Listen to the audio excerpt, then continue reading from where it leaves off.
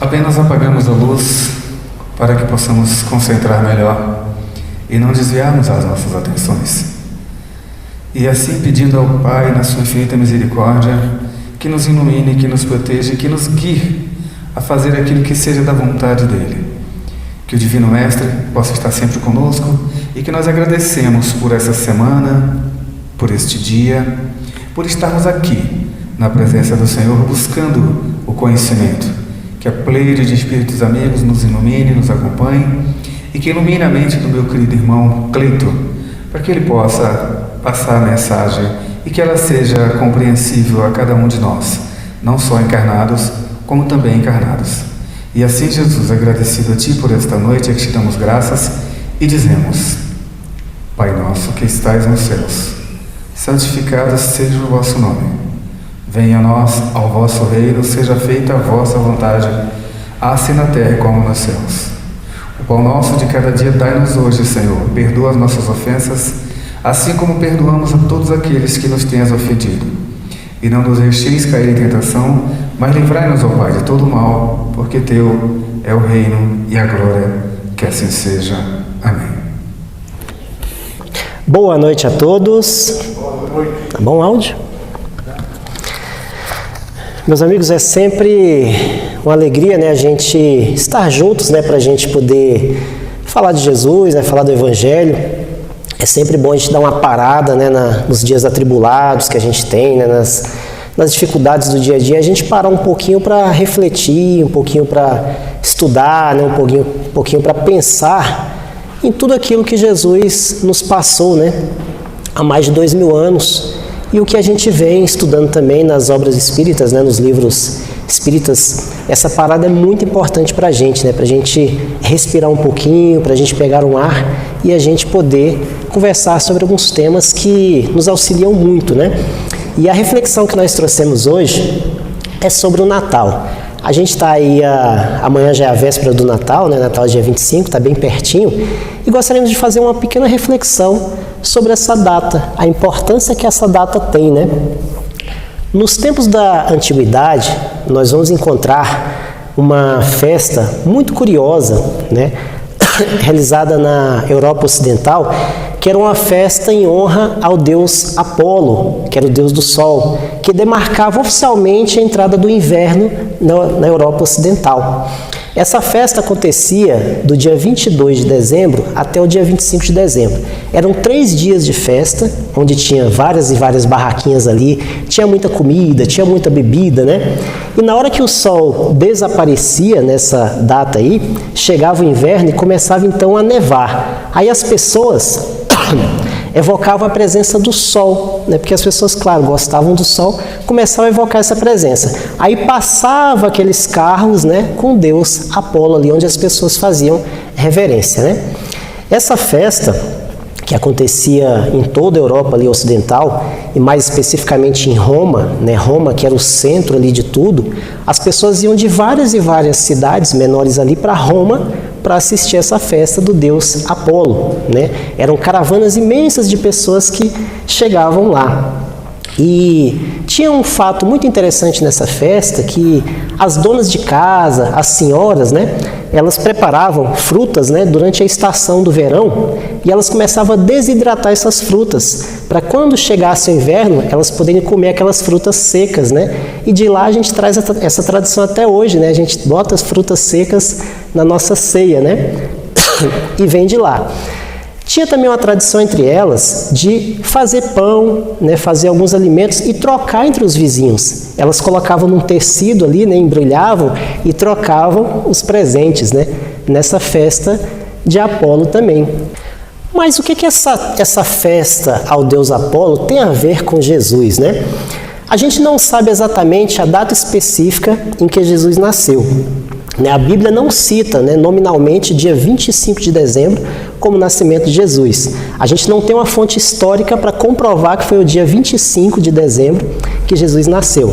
Então, por que a gente comemora no dia 25 de dezembro o nascimento de Jesus? A Igreja Católica, essa época dessa festa, entendeu que Jesus precisava de um evento muito grande, precisava assim de uma comemoração muito grande do seu aniversário. Começou-se no século I depois de Cristo, no século II depois de Cristo, ainda não era comemorado o aniversário de Jesus, mas se discutia que precisava se comemorar aquela data, 2 séculos discutindo aquilo. No século III para o século IV, reuniu-se várias pessoas da igreja, né, do clero ali, e aí chegou-se a estabelecer que a festa de Apolo era uma festa muito grande e que as pessoas já se reuniam e vinham para Roma. Por que não trocar aquela data da festa, trocar aquele nome para a festa de Jesus? Então estabeleceu-se que, a partir daquele momento, aquela festa que antes era pagã, seria agora uma festa em homenagem a Jesus. Como é que por que a gente não sabe, né, assim, que se realmente foi dia 25 de dezembro? Depois que Jesus nasce ali, né, do nascimento de Jesus, o tempo ele muda em antes e depois do Cristo, né? AC e DC. E nessa mudança de calendário, né? Ou seja, começa-se a contar século I, século II, século III, a gente ainda tem uma importante mudança que acontece, que é a inserção de 2 meses a mais no calendário, julho e agosto, em homenagem ao imperador Júlio, né? E agosto em homenagem ao imperador Augustus. Então, 2 meses são adicionados ao calendário. Então, ou seja, virou-se uma bagunça, sem saber qual data realmente Jesus nasceu. Alguns acreditavam que era em outubro, outros acreditavam que era em março, mas ninguém tinha uma certeza de que data era. Por isso, convencionou-se, então, colocar na mesma data que já acontecia as festividades em Roma. Bom, mas isso é história, né?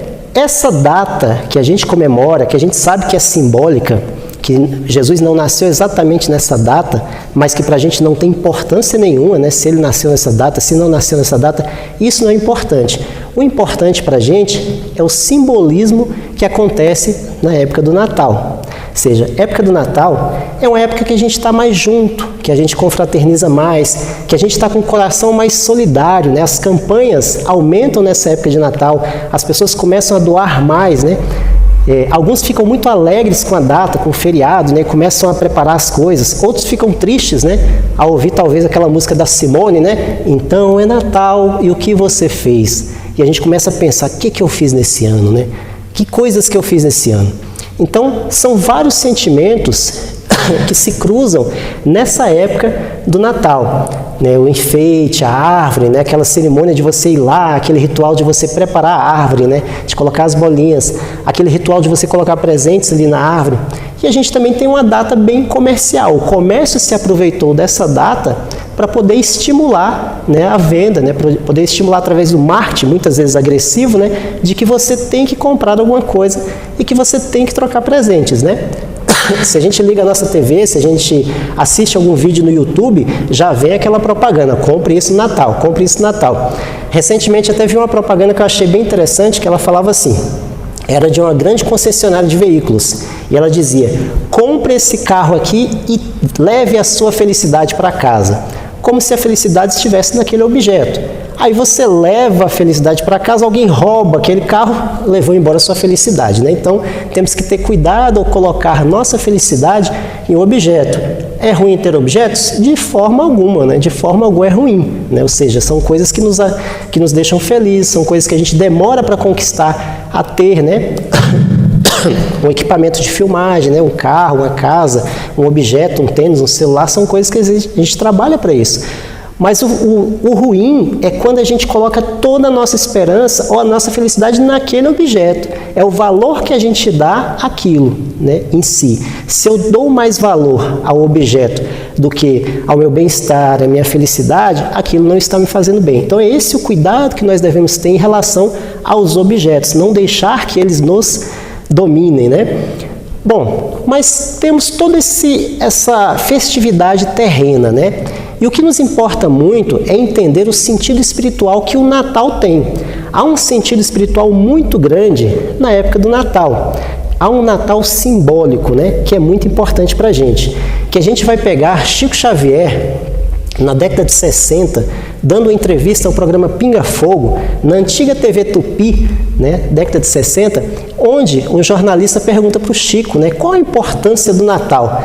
E Chico vai dizer com aquelas palavras simples, né, aquelas palavras que eram simples, mas que entravam no nosso coração, dizer o seguinte: o Natal é uma oportunidade de afirmar nosso compromisso de cristianização de nós mesmos. Olha a frase do Chico: o Natal é uma grande oportunidade. Ele chama o Natal de uma oportunidade que nós temos, um momento oportuno para a gente afirmar o nosso compromisso, compromisso com a cristianização de nós mesmos. E o que é a cristianização? Seguir os passos de Jesus, né? Tentar o máximo possível fazer aquilo que o Mestre nos pediu. Então Chico fala que essa data, ela é especial para a gente renovar esses sentimentos, para a gente renovar esses pensamentos de cristianização. Uma reflexão muito importante para todos nós. Humberto de Campos, no livro Contos e Contos, no capítulo 37, ele vai citar um artigo interessante que ele chama de Natal Simbólico. E aí ele vai fazer um comparativo de como o Natal tem um simbolismo em nossa vida. E Humberto de Campos, né, esse livro é muito bom, viu, gente? Contos e Contos, ele vai contar histórias ali do Evangelho, né, de uma forma muito, às vezes, bem-humorada, de uma forma bem solta, e é bem legal esse livro. Ele vai dizer o seguinte: cada espírito é um mundo onde o Cristo deve nascer. Cada espírito é um mundo onde o Cristo deve nascer. Olha a frase do Chico junto com essa frase do Humberto de Campos, como elas se entrelaçam, né? Ou seja, o Chico vai falar da relação, da oportunidade que o Natal tem como uma reafirmação do compromisso nosso de cristianização, e Humberto de Campos vai dizer que cada espírito tem que ser um mundo onde Jesus vai nascer. Mas para que Jesus possa nascer, a gente tem que se cristianizar. Então as frases, elas se juntam muito. E nós vamos encontrar também no livro Em Torno do Mestre, né, de Vinícius, um livro muito, muito bonito, né, que ele vai dizer o seguinte: tem um capítulo intitulado Onde, Quando Nasceu Jesus. E esse título, né, esse artigo, ele é bem interessante porque ele pega também essas duas frases, né, do Chico e essa outra frase do Humberto de Campos e também entrelaça essas frases perguntando quando e onde nasceu Jesus, né? E aí ele faz o seguinte, ele faz meio que uma entrevista, ele fala assim, ó, se nós pudéssemos perguntar a cada personalidade dentro do Evangelho, ou até fora dele, quando e onde o Cristo nasceu para ele, o que será que eles nos diriam? Se a gente perguntasse, por exemplo, a Pedro, quando foi que Jesus nasceu para você? Será que Pedro diria, foi 25 de dezembro? Ah, foi na Galileia? O que Pedro nos diria? E aí ele vai responder nesse texto o que cada um daqueles apóstolos, ou cada um daquelas pessoas, personalidades, iriam responder. E Pedro responde o seguinte: Jesus nasceu no palácio de Caifás, na noite que o galo cantou pela terceira vez, no momento em que eu havia negado. Foi nesse instante que acordou minha consciência para a verdadeira vida. Esse foi o momento mais importante da vida de Pedro, em que o galo cantou pela terceira vez. E ele entrou em si e falou, olha, esse momento eu tenho que refletir sobre quem é Jesus e quando Jesus nasce para mim. E aí ele continua perguntando, se nós perguntássemos a Paulo de Tarso, né, o 13º apóstolo, quando e onde Jesus nasceu para você, o que Paulo de Tarso nos diria?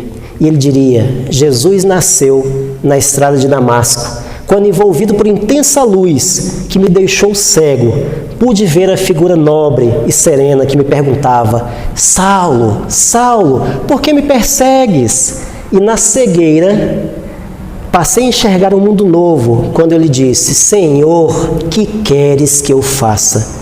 Foi nesse momento que Jesus nasceu para Saulo. Olha só que momento importante da vida dele. E nesse momento importante, Jesus nasceu para ele.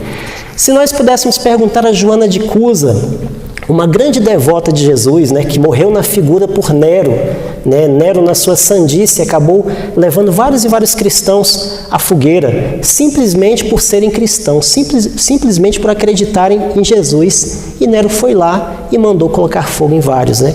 Se a gente perguntasse para Joana de Cusa, que foi queimada ali na fogueira, quando e onde, em que momento Jesus nasceu para ela, ela nos diria: Jesus nasceu no momento que eu estava amarrada no poste do circo em Roma, e eu ouvi o povo gritar: negue, negue! As pessoas gritando que eu deveria negar a Jesus. E o soldado com a tocha acesa dizendo: esse teu Cristo aí só te ensinou a morrer? Olha só que pergunta, e que momento crucial da vida dela. E aí ela diz: não. Foi nesse instante em que, sentindo o fogo subir pelo meu corpo, eu pude, com toda certeza e sinceridade, dizer: Ele não me ensinou só isso, mas Ele também me ensinou a te amar. Quem diria uma frase dessa no momento que o algoz está ali te provocando, ou no momento que o algoz está ali te matando ali? E ela diz isso, vira para ele e diz, pegando fogo ali na chama, ou seja, Jesus me ensinou também a te amar. Foi nesse momento que Jesus nasceu para Joana de Cusa.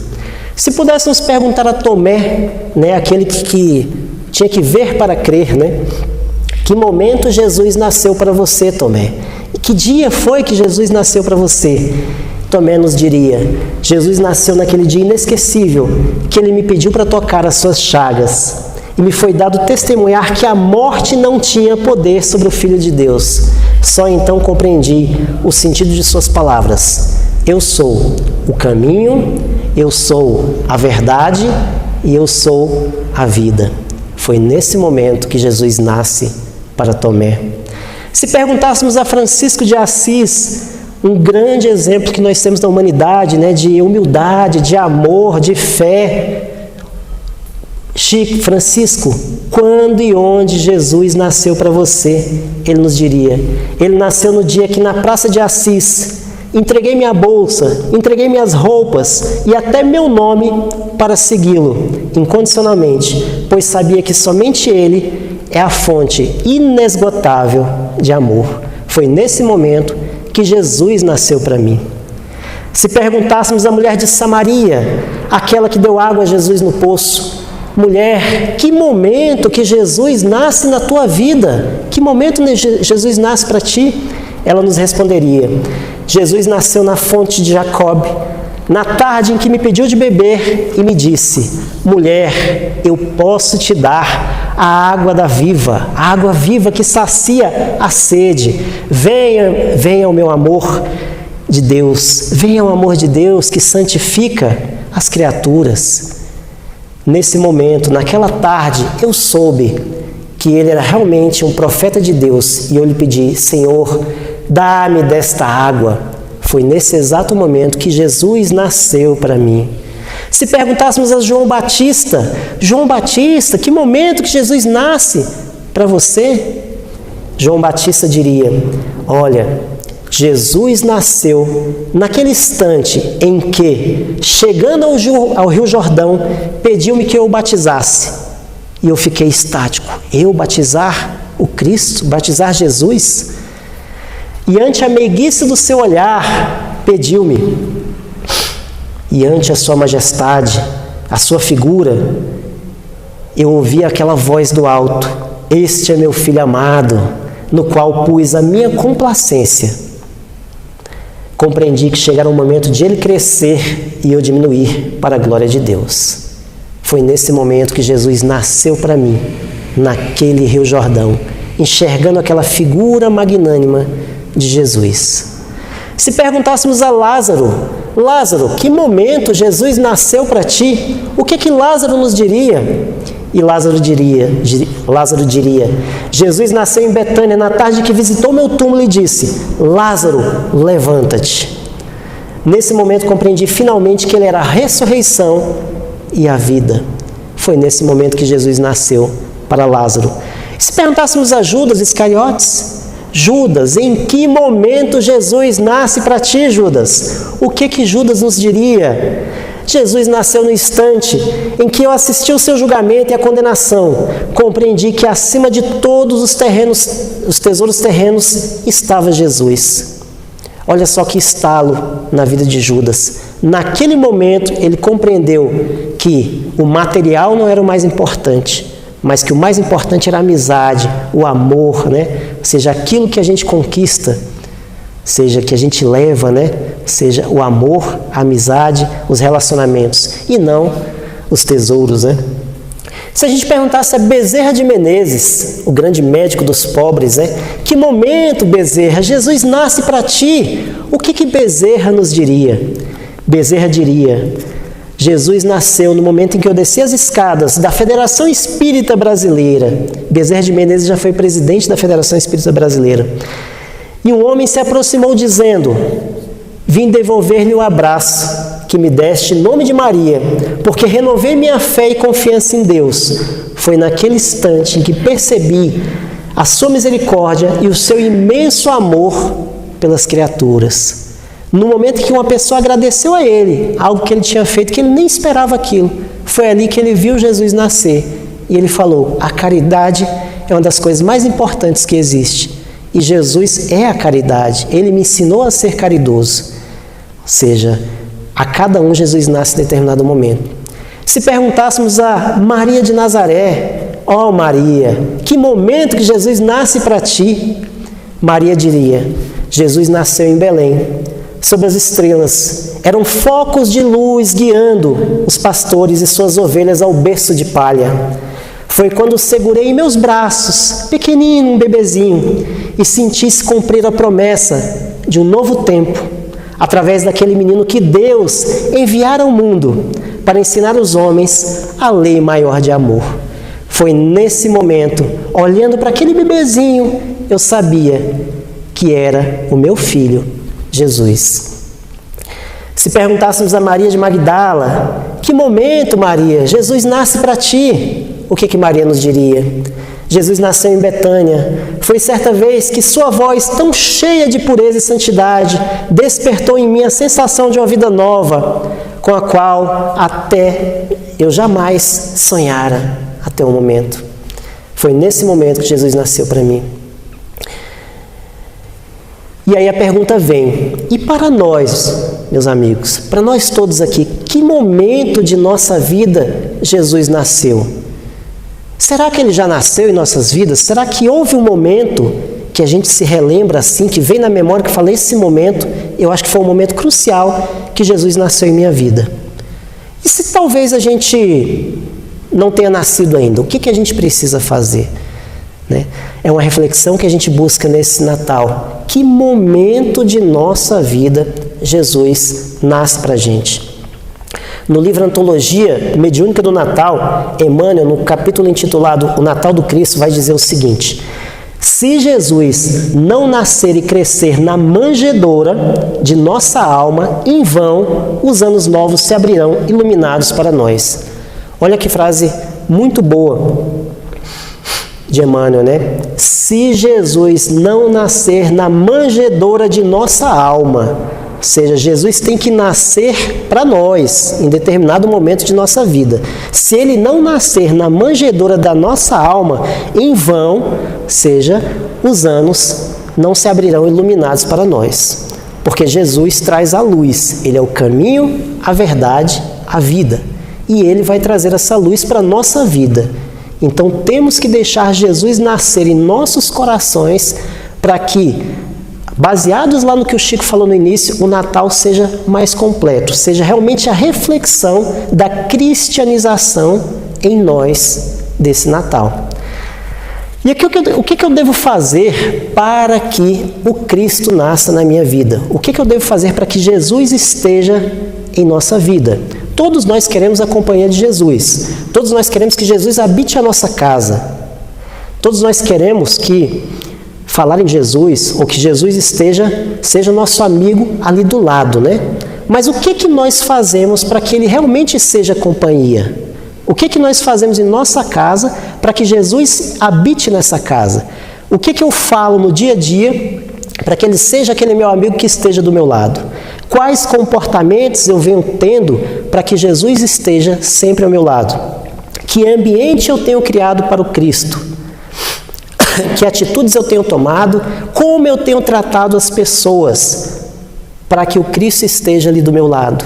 para que eu realmente faça essa cristianização? São perguntas importantes para a gente se fazer nessa data do Natal. Qual a minha participação nisso? Não basta simplesmente eu falar, Jesus, vem a mim, mas eu tenho que fazer a minha parte, eu tenho que colaborar. O Livro dos Espíritos tem uma parte bem interessante nas suas 1019 perguntas, que tem uma pergunta lá que diz o seguinte: qual o objetivo da reencarnação?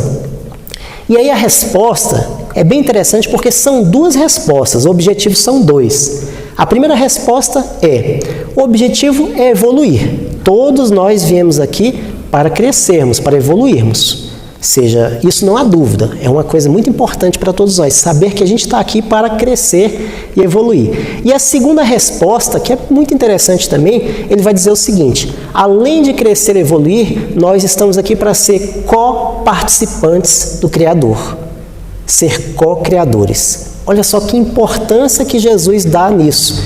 A gente veio para evoluir.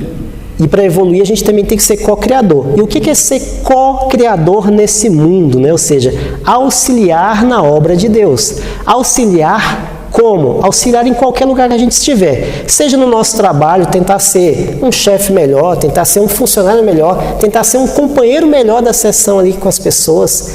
Se é na nossa casa, tentar ser um chefe de família melhor, tentar ser um filho melhor, tentar ser uma mãe melhor. Se é na rua, tentar ser uma pessoa menos agressiva no trânsito, tentar ser uma pessoa melhor com as outras pessoas que a gente cumprimenta, tentar ser uma pessoa melhor quando a gente vai no comércio e pede um pão, dar um bom dia, uma boa tarde, tratar a pessoa bem, saber o nome das pessoas. Qual foi a última vez que a gente perguntou o nome do padeiro? Qual a última vez que a gente perguntou o nome da pessoa que a gente pega o Uber? Né? Ou seja, esse relacionamento que a gente deve criar, isso é ser co-criador. Co-criador é a gente tomar parte na obra da criação. Então esses são dois objetivos que a gente tem que fazer. Não basta simplesmente eu pensar no Natal só para mim, mas eu tenho que pensar no Natal mais plural, que o Natal se faz o ano inteiro, tendo boas ações com as pessoas, tendo boas ações nos locais que eu estou, ou seja, sendo esse co-criador de Deus, né? E Jesus, ele nasce para cada um de nós em determinados momentos. Ou seja, no momento da dor, no momento da morte, no momento da dificuldade financeira, da enfermidade de um parente, de um filho, na hora do desespero, no momento de grande ternura, né, de imensa paz, no momento das depressões que a gente tem. Ou seja, Jesus pode nascer em qualquer momento da nossa vida. Basta a gente abrir, ou seja, dar essa abertura para Jesus.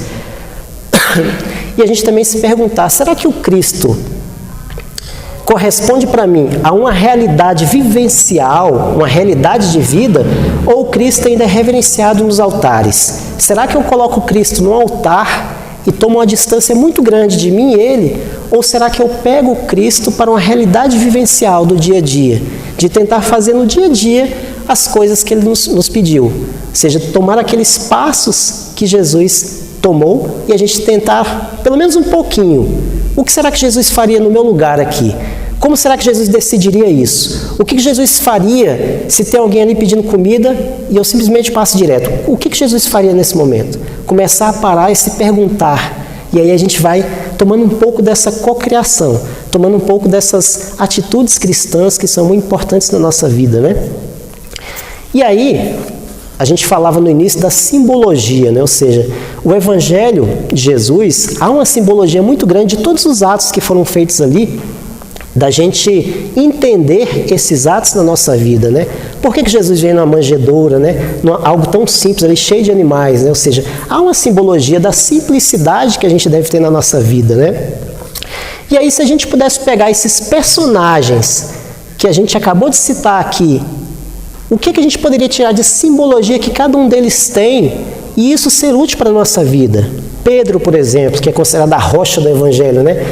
Ou seja, ter a firmeza de Pedro, né, no que acreditamos. Não só crer, mas praticar. Né? Será que eu tenho deixado os meus interesses pessoais acima do que eu acredito? Será que eu tenho pegado aquilo que eu acredito e tentado colocar em prática? Ou seja, acreditar, ser firme naquilo que eu acredito. Se eu acredito, se eu vou lá no centro e é falado que caridade é uma coisa boa e me faz bem, eu tenho que ter essa firmeza de entender que isso é bom e começar a praticar. Ou seja, começar a fazer de alguma forma essa caridade. Até de sentar e ouvir alguém é uma caridade. né, de você dar um pouquinho seu ouvido. A gente tem o Lar dos Velhinhos Maria Madalena ali em cima, que tem mais de 100 idosos ali esperando que alguém sente do lado deles, simplesmente para ouvir as histórias deles, que muitas vezes eles repetem várias e várias vezes aquelas histórias, e só precisam de alguém com paciência para chegar lá, sentar e ouvir aquelas histórias. Isso é praticar a caridade. Doar algo para alguém, participar da sopa que acontece aqui no sábado. Há várias e várias ações que a gente pode fazer. Ter a humildade de João Batista, né? João Batista foi muito humilde em atender o Cristo ali, ou seja, ele mostrou ali uma humildade grande, porque ele era muito reverenciado, João Batista, né? Por ser uma pessoa ali famosa do meio, né? Que fazia o batismo ali. E quando ele viu o Cristo, o que ele disse? É preciso eu diminuir para que o Cristo cresça.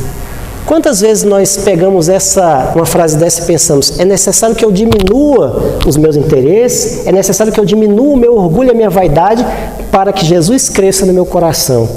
Então, uma coisa que a gente tem que parar sempre, pensar e refletir. É preciso que eu diminua a minha vaidade, é preciso que eu diminua o meu egoísmo para que o Cristo cresça em mim. E isso é uma prática, a gente tem que praticar isso no dia a dia. É fácil? Dificílimo diminuirmos a vaidade, dificílimo diminuirmos o orgulho, dificílimo diminuirmos o egoísmo, mas temos que tentar, temos que começar em determinado momento. Paulo de Tarso, né? Paulo de Tarso é algo muito simbólico em Paulo de Tarso na questão da oração, né? Daquele momento que ele ora ali para Jesus, né? E ele fala, olha, a partir de agora, que você seja o leme das minhas vidas. Será que temos orado todos os dias, ao dormir, ao acordar, ao comer um alimento? Será que a gente às vezes esquece de orar e o tempo vai passando e a gente vai vendo, nossa, tem 10 dias que eu não rezo. Então, ou seja, a oração é uma coisa muito importante na nossa vida. Isso nos auxilia a estar mais próximos de Jesus, porque a oração é um laço. Né? Não orar só na hora do desespero, mas orar também, agradecer nos momentos felizes de nossa vida. Então a oração, ela faz essa ligação, né, com o alto, e é muito importante a gente estar fazendo. E Paulo de Tarso, ele dá esse exemplo para a gente, né, de que a oração é algo muito importante. Como é que eu aprendo com o simbolismo de Francisco de Assis, deixar de lado muitos bens materiais para me dedicar ao que me interessa, né, aos bens espirituais? Então, ou seja, Francisco de Assis largou tudo, deixou a roupa, deixou o nome, deixou tudo na praça de Roma ali. E o que isso tem simbolicamente para a gente? Que muitas vezes a gente não larga os bens materiais ou o luxo. A gente prefere estar no luxo e nos bens do que a gente auxiliar as pessoas que estão à nossa volta. Há mal em ter o luxo? Há mal em ter bens? Não, né? Não há mal nisso, mas o mal, lembramos novamente, o mal é quando a gente acha mais importante aquele objeto do que as pessoas que estão à nossa volta. Então a gente pode ter esse exemplo de Francisco de Assis e muitas vezes deixar um pouco de lado algumas coisas para dividir mais. Aquele que divide acaba somando. Então, é um exercício muito bom a gente tentar dividir mais as coisas que temos com aquelas pessoas que não têm. Isso acaba auxiliando a nós e as pessoas, né? Como é que nós podemos entender com o simbolismo de Judas, né? Ou seja, saber que nós erraremos, mas aprendemos com o erro e temos uma segunda chance sempre. Jesus sempre nos dá uma segunda chance para que a gente possa restabelecer aquilo que nós erramos. Não se sentir culpado, como diz Joana de Ângeles, né? Tirar a culpa, né? Mas colocar no lugar da culpa a palavra responsabilidade, porque a culpa me leva muitas vezes à tristeza, e a tristeza muitas vezes me leva à depressão, e a depressão pode me levar ao suicídio. Então tenho que ter muito cuidado com essa palavra culpa, que tem atrasado muito a nossa vida. Troquemos ela por responsabilidade. Eu errei, eu fiz lá, falei com a pessoa coisas que eu não deveria, sou responsável pelo que eu fiz. Vou agora tentar restabelecer aquilo, seja com a desculpa, seja com perdão, seja fazendo uma coisa boa para outras pessoas. Isso é restabelecer a responsabilidade que nós temos nas coisas, né? E como Judas, ou seja, nesse exemplo de Judas, restabelecer os erros, ou seja, temos sempre uma segunda chance. Como Lázaro, né? Acreditar e ter fé por algo que esteja muito difícil em nossa vida, mas ter sempre fé que o alto está conosco, que Jesus está conosco, que por mais que a tempestade esteja difícil, ou seja, que a tormenta esteja difícil, o sol sempre brilha. Então, ou seja, não se desesperar com as situações da vida, mas tentar entender que aquilo que nós passamos hoje, amanhã pode nem ser mais aquilo, né? E talvez a gente até vá rir daquela situação do passado. Então, assim como Lázaro, ter essa fé de que nós não estamos sozinhos, que há uma pleide de espíritos conosco, né? Ou seja, que há espíritos ali que gostam da gente, que estão ali impulsionando a gente para o bem. Essa fé é muito importante na nossa vida, a gente não pode perder a nossa fé. Fé em dias melhores, fé na esperança que as coisas vão melhorar.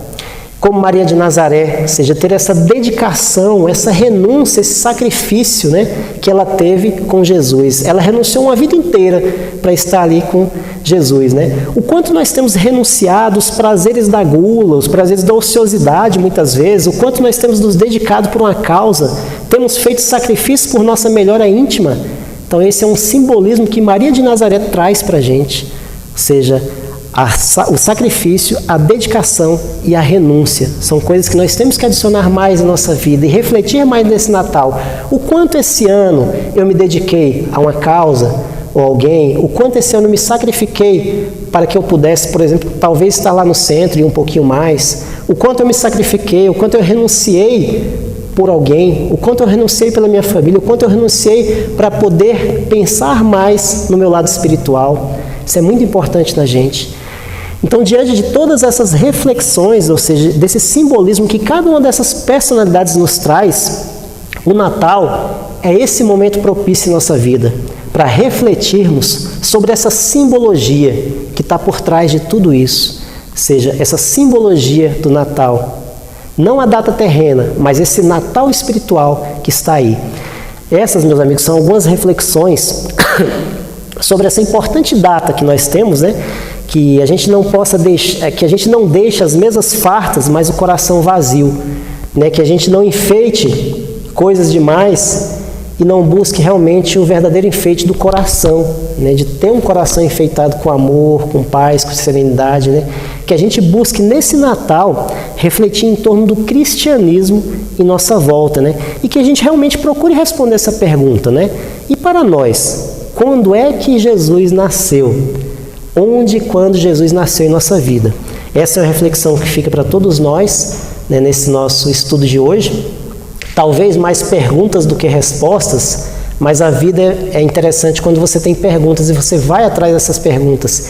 E a gente vai encontrar várias e várias respostas nas várias obras do Espiritismo. Só Kardec tem 5 obras básicas ali para a gente estudar, né? A gente tem mais uma infinidade de livros. A gente tem tanta coisa boa para a gente pesquisar, para a gente se atualizar, para a gente buscar informações ali, até sobre o Natal mesmo, né? Vários e vários livros espíritas que falam sobre isso. Então fica aqui a nossa reflexão, nosso muito obrigado, que a gente possa retornar para os nossos lares aí, comemorar com os nossos pares, comemorar com a nossa família, ou aqueles que não têm família, tentar comemorar com o Lar dos Velhinhos Maria Madalena, por exemplo, né? A gente tem uma festa de Natal que acontece dia 25 agora, no Lar dos Velhinhos, estaremos lá. Buscar crianças, né, em creches, pessoas na rua, que a gente possa de alguma forma fazer com que essa data ela seja reflexiva para nós. E relembrando o que Chico Xavier nos diz lá na frente, que ela possa ser a data de cristianização, afirmar a cristianização de nós mesmos. Essa é a nossa reflexão dessa noite. Nosso muito obrigado a todos. Vamos elevar o nosso pensamento a Deus, a Jesus. Agradecer a Ele pela oportunidade desta vida no planeta Terra, nessa experiência que estamos vivenciando, aprendendo, tentando colocar em prática, para que possamos ser um ser melhor, a oferecer ao nosso próximo o melhor de nós. Que a nossa configuração atual possa estar preparada para receber Jesus e que Ele nasça em nós verdadeiramente. Obrigado, Jesus, obrigado, Senhor. Te pedimos humildemente que, se for da Tua misericórdia, que a pleide de espíritos amigos desta casa, os socorristas, os enfermeiros, que possa ministrar nesta água os remédios salutares para nosso dia a dia, o nosso corpo e o nosso espírito também. Assim, Senhor, agradecido a Ti por esta noite, pelo Natal que se aproxima, que desejamos a todos que tenham muita paz e que guardem no seu coração a luz do menino Jesus e que Ele nasça em nós de verdade. Pai nosso que estais no céu, santificado, Senhor, seja o teu nome, venha a nós o vosso reino. Seja feita a vossa vontade, assim na terra como nos céus. O pão nosso de cada dia dai-nos hoje, ó Pai, perdoa as nossas ofensas, à medida que vamos aprendendo a perdoar a todos aqueles que nos têm ofendido. E não nos deixeis cair em tentação, Senhor. Livrai-nos, ó Pai, de todo mal, porque teu, Senhor, é o reino e a glória. Jesus, Pai de misericórdia, Deus, ajuda-nos a ser melhor, porque certamente hoje somos a soma de tudo aquilo que fomos. Que a tua paz, que o teu amor infinito nos leve em paz e que tenhamos um ano de 2023, que ele venha com muita luz, com muita paz, que traga aos nossos corações muitos refrigério. E que 2022, que você vá em paz, amigo, vai na luz do Cristo, que assim seja.